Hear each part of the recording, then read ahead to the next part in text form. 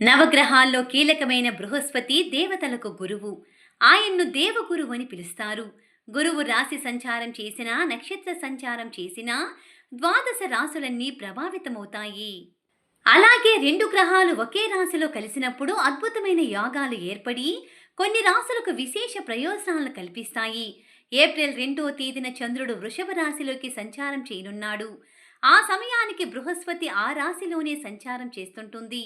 దీనివల్ల గజకేసరి రాశియోగం ఏర్పడుతుంది. ఈ యోగం ప్రభావంతో లాభపడే రాశుల వివరాలను తెలుసుకుందాం. సింహరాశి. ఉద్యోగస్తులు ఎదుర్కొంటున్న సమస్యలన్నీ పరిష్కారమవుతాయి.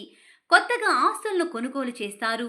కుటుంబ సభ్యులతో కలిసి తీర్థయాత్రలకు లేదంటే విహారయాత్రలకు వెళతారు. వ్యాపారస్తులకు ఊహించని రీతిలో లాభాలు వస్తాయి. ఉద్యోగాలు లేనివారు కొత్తగా ఉద్యోగాలను పొందుతారు. ఉద్యోగాలు చేస్తున్న వారు కొత్త అవకాశాలను అందుకుంటారు. కుటుంబ సభ్యుల మధ్య బంధం బలపడుతుంది. కర్కాటక రాశి. ఆస్తులను కొనుగోలు చేస్తారు. ఏ పని తలపెట్టినా విశేషమైన లాభాలను పొందుతారు. అనుకున్న పనులన్నీ పూర్తవుతాయి. జీవితంలో అంతా సానుకూలంగా జరుగుతుంటుంది. ఆదాయం భారీగా పెరుగుతుందని జ్యోతిష్యులు తెలియజేస్తున్నారు. కుటుంబ సభ్యుల మధ్య అన్యోన్యత వెల్లివిరుస్తుంది. సమాజంలో హోదా, గౌరవం కలుగుతాయి. కీర్తి ప్రతిష్టలు కలుగుతాయి. వృషభ రాశి. వీరి జీవితంలో మంచి రోజులు ప్రారంభమవుతాయి. గజకేసరి రాశియోగం వీరికి అదృష్టాన్ని తెచ్చిపెడుతుంది. ఉద్యోగస్తులకు కొత్త అవకాశాలు వస్తాయి.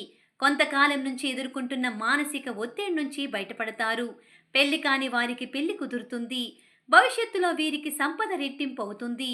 జీవిత భాగస్వామి సలహా, సంప్రదింపులతో చేసిన పనుల్లో ఆర్థికంగా మంచి లాభాలను పొందుతారు. శారీరకంగా, మానసికంగా మంచి ఆరోగ్యాన్ని సొంతం చేసుకుంటారు.